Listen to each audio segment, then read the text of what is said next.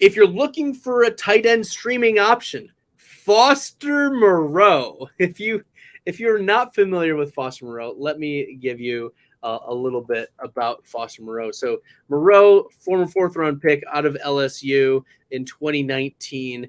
He has stepped in for Darren Waller before.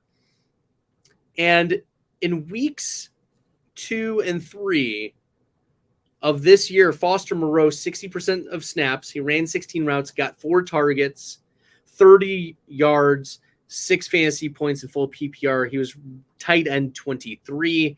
And in week 3, he played 51% of snaps, 5 targets, 3 receptions, 44 yards, 7.4 fantasy points in PPR. Finishes the tight end 18.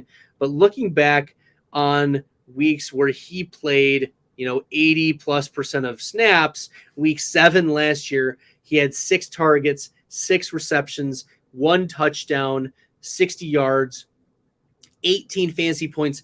So Foster Moreau finished as the tight end.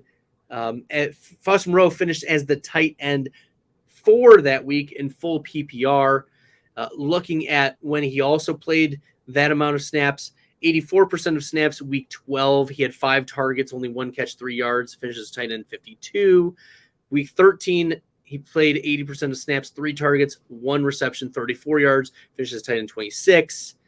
And then week 15, he had 9 targets, 7 receptions, 65 yards, 13 fantasy points. Look, if I'm thinking about ranges of outcomes for Foster Moreau, we could see a 0 of a bust game. But I mean, you're getting tight ends that bust anyways.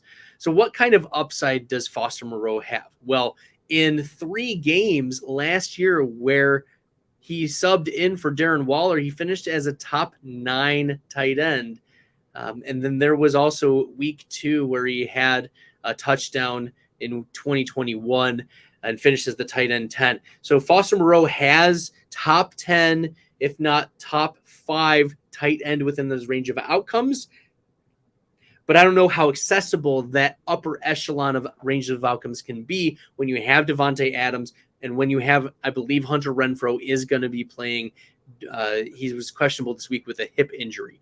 I think that if you're looking for a low end to mid tight end 2, Foster Moreau can fit for you, but I would not be expecting high end tight end 1 or mid tight end 1 outcomes. I don't think he just steps into Darren Waller's role.